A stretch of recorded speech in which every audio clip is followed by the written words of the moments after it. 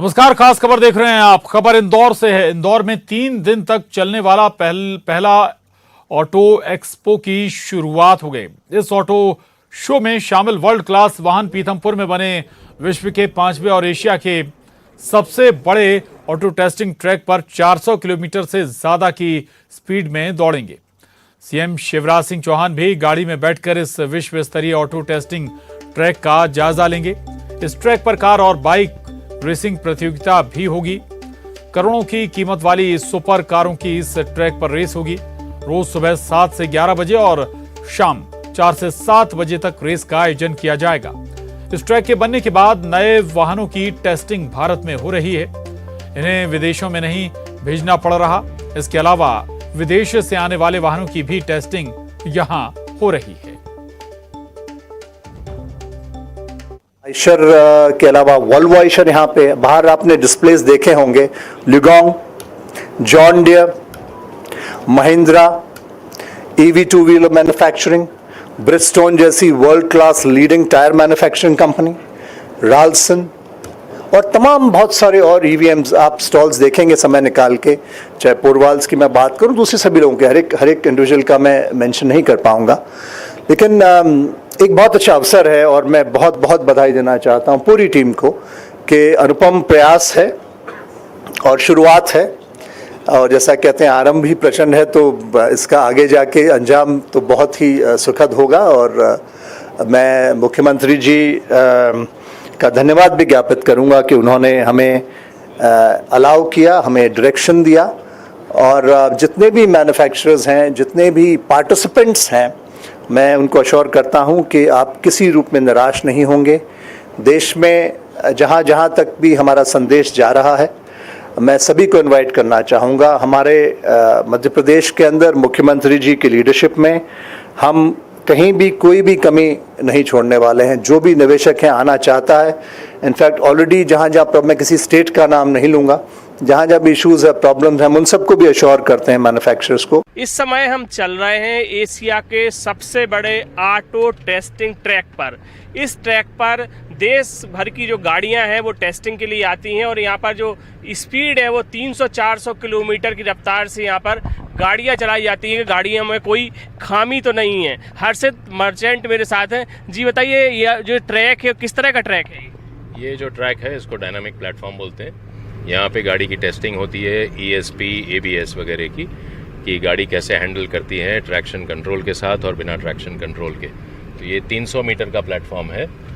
ये world's largest dynamic platform है। गाड़ी की टेस्टिंग के लिए है, लेकिन इस बार MP ऑटो शो के साथ हम यहाँ पे मोटर स्पोर्ट इवेंट्स भी कर रहे हैं। अच्छा, कितने स्पीड से गाड़ियाँ यहाँ पे चल सकती हैं? यहाँ पे जो हाई स्पीड ट्रैक है उसके ऊपर भाई पता नहीं, एक्चुअली उसकी लिमिट अभी तक पहुँची नहीं है, लेकिन लास्ट हाईएस्ट स्पीड रिकॉर्डेड जो हुई है यहाँ पे वो 338 किलोमीटर्स पर आवर की हुई है। तो ये क्या दुनिया का सबसे लार्जेस्ट है? नहीं, ये दुनिया का 5th लार्जेस्ट है। और एशिया का सबसे बड़ा है? एशिया का सबसे बड़ा है।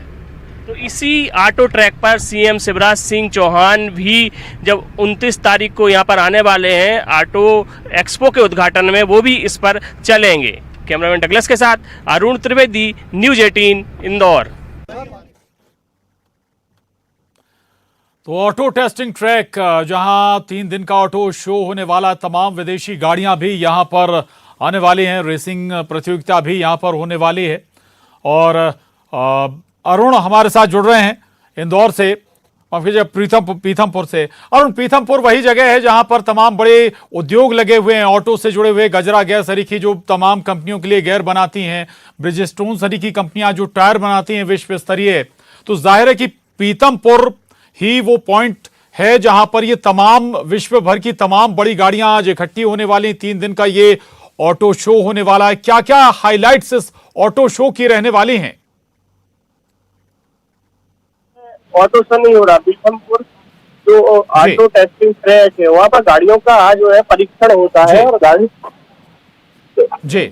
का परीक्षण होता है। और अभी आज जो है ना इंदौर में ऑटो शो का आयोजन किया जा रहा है और उद्योग मंत्री राज्यवर्धन सिंह जत्तीगांव और जल संसाधन मंत्री तुलसी सिलावट ने इसका उद्घाटन किया है। और यहाँ पर जो देश की बड़ी गाड़ियों के मैन्युफैक्चरर है वो यहाँ पर मौजूद है। और अभी ये राज्यवर्धन सिंह जत्ती गांव है वो पूरी गाड़ियों का मुआयना भी कर रहे हैं। और ये जो ऑटो शो है ये ऑटोमोबाइल उद्योग को बढ़ावा देने के लिए यहाँ पर आयोजित किया जा रहा है। एमपी सब में पहली बार आयोजित किया जा रहा है और इससे जो निवेश आएगा वो मध्य प्रदेश के लिए काफी उत्साहजनक रहेगा। और पीथमपुर में तो औद्योगिक क्षेत्र है ही, तो वहाँ पर तो गाड़ियों के पार्ट और तमाम गाड़ियां बनाई ही जा रही है। खासतौर से जो इलेक्ट्रिक वाहन है उन पर ज्यादा फोकस इस ऑटो शो में किया जा रहा है।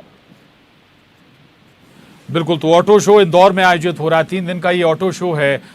खुद मुख्यमंत्री इसमें शामिल होने वाले हैं अरुण जी। कल मुख्यमंत्री शिवराज सिंह चौहान इसका औपचारिक उद्घाटन करेंगे। हालांकि 3 दिन का शो है तो आज इसका उद्घाटन हो चुका है, लेकिन कल मुख्यमंत्री करीब 2 बजे यहाँ पहुंचेंगे और इस ऑटो शो का उद्घाटन करेंगे। और उसके बाद वो उस ट्रैक पर जाएंगे, एशिया का सबसे बड़ा ऑटो टेस्टिंग ट्रैक है और दुनिया का 5वां ये ट्रैक है, इसको वो देखने जाएंगे। इसलिए वो कार जो रेसिंग कार है उसमें बैठकर इसकी वो पूरी इसका जायजा भी वो वहाँ पर लेंगे। तो मुख्यमंत्री कल यहाँ पर आएंगे, इसकी तैयारियां यहाँ पर अभी की जा रही है। जी, शुक्रिया आपका इस पूरी जानकारी, विस्तार से धन्यवाद।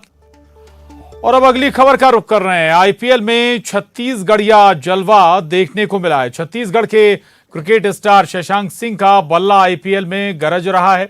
गुजरात टाइटंस और हैदराबाद सनराइजर्स के बीच हुए मुकाबले में सिक्सर की हैट्रिक लगाकर शशांक ने ऐतिहासिक पारी खेली है। बीती रात आईपीएल 2022 में अपना पहला मैच खेल रहे शशांक सिंह ने 20वें ओवर में दुनिया की तेज और शानदार बॉलर्स में शुमार लोकी फर्ग्यूसन की आखिरी 3 गेंद पर लगातार 3 छक्के जड़े। शशांक ने 6 गेंदों पर 25 रन बनाए। मैच में बैक टू बैक 3 सिक्सर लगाने के बाद हरभजन सिंह भी शशांक सिंह के फैन हो गए। उन्होंने खुले दिल से कहा कि भाई मान गए। शशांक सिंह ने ये साबित किया कि भारत में टैलेंट की कोई कमी नहीं है। उन्होंने इतने वक्त तक जो मेहनत की आखिरकार उन्हें फल मिला है और इस खिलाड़ी ने बेहतरीन प्रदर्शन किया।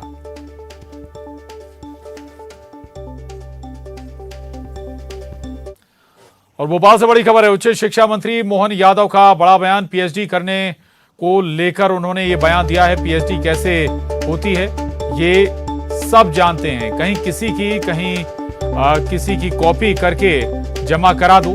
नेताओं पर आरोप लगते हैं कि कॉपी करके पीएचडी करते हैं। कई वाइस चांसलर पर भी आरोप लगते हैं। और पीएचडी 2022 संगोष्ठी में शामिल हो रहे थे मोहन यादव। उसी दौरान उनका ये बयान आया है। तो उच्च शिक्षा मंत्री मोहन यादव का ये बयान है और अब इस पर सवाल भी जाहिर है कि उठेंगे ही। और पीएचडी को लेकर उन्होंने बयान दिया है। उच्च शिक्षा मंत्री मोहन यादव कहते हैं पीएचडी कैसे होती है ये सब जानते हैं। कहीं किसी की कॉपी करके जमा करा दो। उन्होंने ये भी कहा कि नेताओं पर आरोप लगते हैं कि कॉपी करके पीएचडी करते हैं। कई वाइस चांसलर पर भी आरोप लगते हैं। पीएचडी 2022 संगोष्ठी में शामिल हो रहे थे मोहन यादव। उसी दौरान उनका ये बयान। आपको बता दें कि मोहन यादव भी डॉक्टरेट हैं।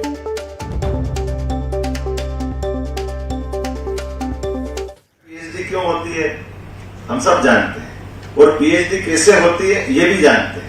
और पीएचडी करने के बाद क्या क्या राजनेता को फेस करना है ये भी जानते हैं। बड़ी मुश्किल है पीएचडी करे तो, क्योंकि स्वाभाविक रूप से मेरी पीएचडी करने की इच्छा हुई तो हमने कहा कि पीएचडी करते तो पीएचडी वालों के लिए खाली रोजगार के लिए अपने डिग्री बनाने के लिए पीएचडी करें और वो पीएचडी करने के बाद कहीं किसी की कापी आपी करपुरा के और कोई यूनिवर्सिटी में जमा करा दो और काम उतना आगे का जिस ढंग का बनता है भगवान जाने। ये दुर्भाग्य।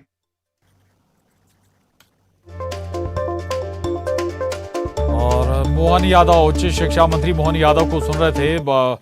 पीएचडी को लेकर उनका ये बयान और जाहिर है कि इस बयान से कुछ सवाल जरूर पैदा होंगे। शरद श्रीवास्तव हमारे साथ जुड़ गए हैं।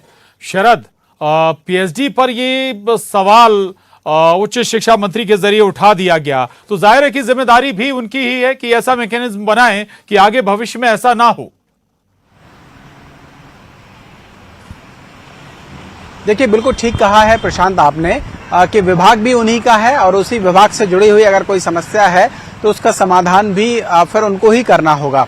और ये सवाल उनसे किया भी गया। तो हालांकि उन्होंने कहा कि अब ऐसी वो परिस्थितियां नहीं रही जैसे कि पहले थी कि कोई कॉपी कर ले, अब तो सब बाकायदा रजिस्ट्रेशन होता है, सब ऑनलाइन चीजें आ जाती हैं, तो ये पता भी चल जाता है कि कोई कॉपीराइट है या नहीं है। लेकिन कुल मिलाकर ये कि वो जिस संदर्भ में ये बात कह रहे थे, जब दरअसल ये भोपाल में जो प्रशासन अकादमी है वहां पर पीएचडी संगोष्ठी का आयोजन किया गया है। 2 दिनों तक ये कार्यक्रम चलेगा। राज्यपाल मंगू भाई पटेल आज जो उद्घाटन सत्र है उसमें शामिल हुए थे और उसी दौरान में जो उच्च शिक्षा मंत्री हैं मोहन यादव, उन्होंने ये बात कही। और ये बात दरअसल उन्होंने कही कि जब वो खुद उन्होंने जब ये तय किया कि वो पीएचडी करेंगे, पॉलिटिकल साइंस में उन्होंने पीएचडी किया, तो ये बातें सामने आई कि कैसे पीएचडी होती है ये सब जानते हैं। उन्होंने ये भी कहा कि कहीं यहाँ से ले लो, कहीं वहां से ले लो और कॉपी करके जमा करा दो। जब नेता ये काम करते हैं, यानी कि नेता जब पीएचडी करने की बात करते हैं तो उन पर ये आरोप ज्यादा लगते हैं कि वो भी ऐसा ही करते हैं। और कुछ कुलपतियों की शिकायतें भी इस तरीके की आई हैं कि उनकी पीएचडी में किसी न किसी तरीके की कोई गड़बड़ी है। तो कुल मिलाकर ये है कि अगर वो ये बात स्वीकार कर रहे हैं कि ऐसा होता है या हो रहा था, तो फिर इसको सुधारने की जरूरत भी और जिम्मेदारी भी उन्हीं की बनती है। निश्चित तौर पर इस पर कुछ सवाल भी खड़े होंगे और देखना होगा कि मोहन यादव की ओर से खुद इसका क्या समाधान किया जाता है। बिल्कुल बिल्कुल शरद, एक लिहाज से पूरी शिक्षा व्यवस्था पर, हायर एजुकेशन सिस्टम पर भी ये सवाल है कि भाई जो भी शिक्षक बनते हैं, टीचर बनते हैं, प्रोफेसर बनते हैं, उनके पास पीएचडी की डिग्री होनी अनिवार्य होती है। वाइस चांसलर का आप जिक्र भी कर रहे हैं और वाकई में ऐसे में अगर बड़ा वर्ग ऐसे करके पीएचडी जिसने की इस तरीकों से, तो फिर वो क्या शिक्षा छात्र छात्राओं को कॉलेजों में, यूनिवर्सिटी में दे रहा होगा। शरद, देखिए प्रशांत, ये बात तो बिल्कुल सही है कि अगर देखें, अतीत में देखें और जो आरोप लगते रहे हैं कि जो पीएचडी है, कई बार हमने देखा है कि कुछ प्रोफेसर्स पे या कुलपति, जैसा कि मोहन यादव खुद भी जिक्र कर रहे थे कि आरोप तो लगते ही है कि कहीं ना कहीं कॉपी है या थीसिस कहीं से उठा ली है या कुछ मौलिक जो है। दरअसल इस विषय जो आज संगोष्ठी हो रही थी उसमें ये केंद्र बिंदु भी था कि जो मौलिकता है नए नए विषयों को लेकर जो समाज से जुड़े हुए हों वो होना चाहिए।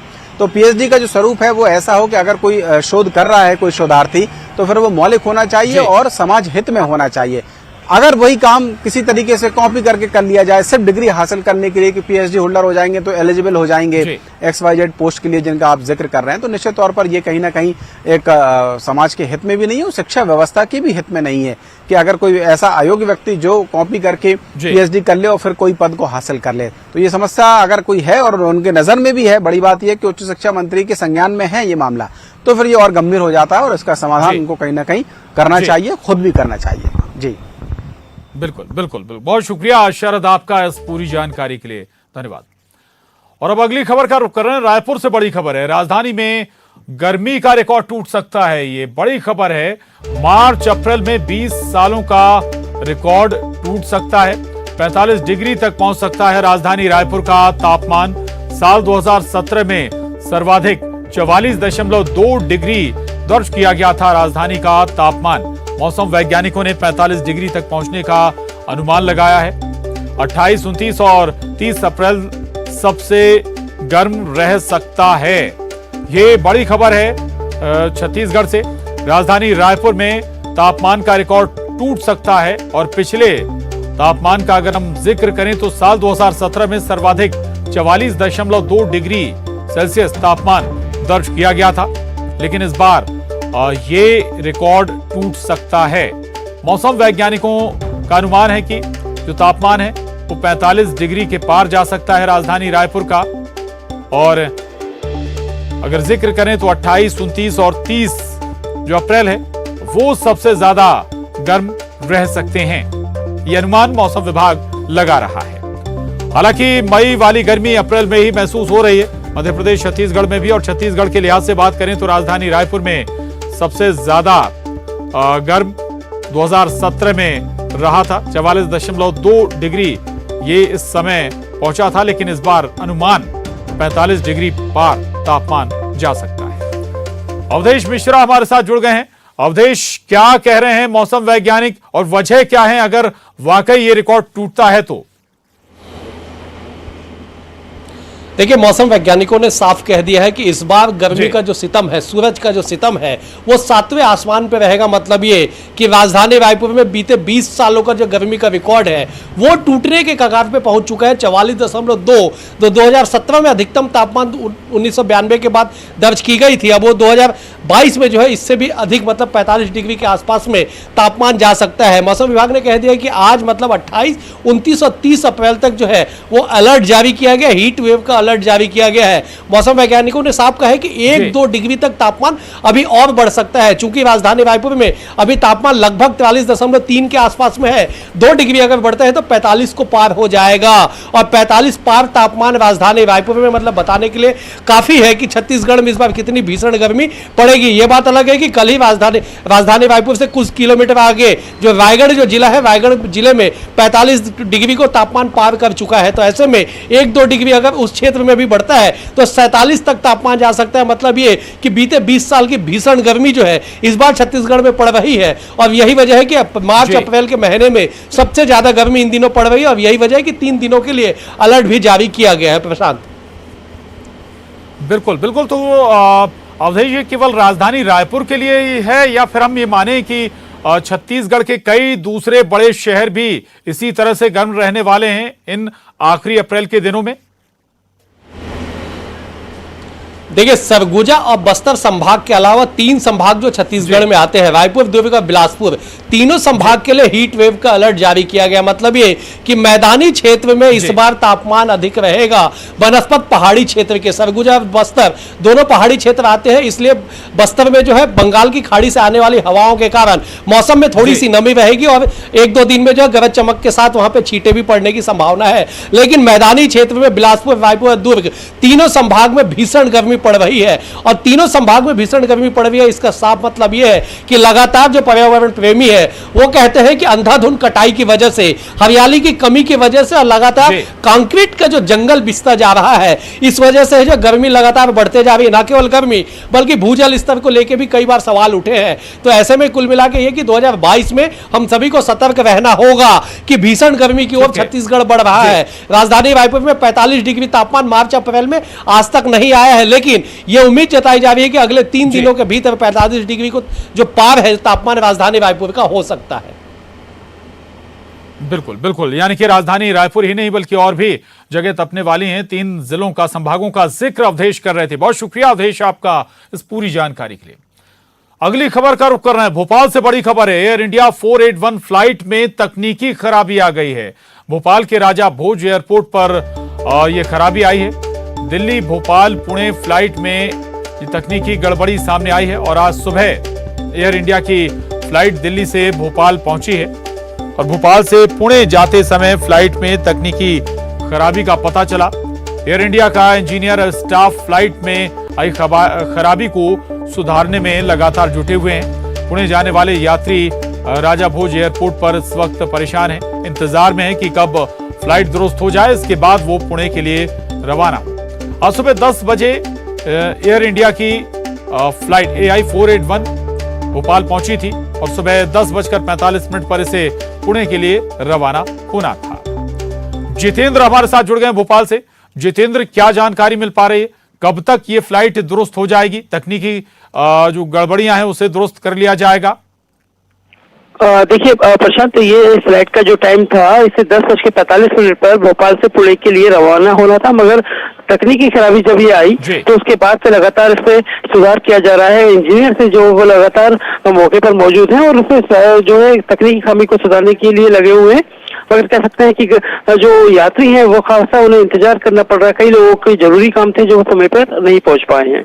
जी बिल्कुल, अभी भी बहुत सारे लोग हैं जो परेशान हैं, क्योंकि जैसे ही फ्लाइट्स ठीक होगी तभी वो पुणे के लिए रवाना हो पाएगी। बहुत शुक्रिया जितेंद्र आपका इस पूरी जानकारी के लिए। आगे बढ़ेंगे। बक्सर के गांव में पानी में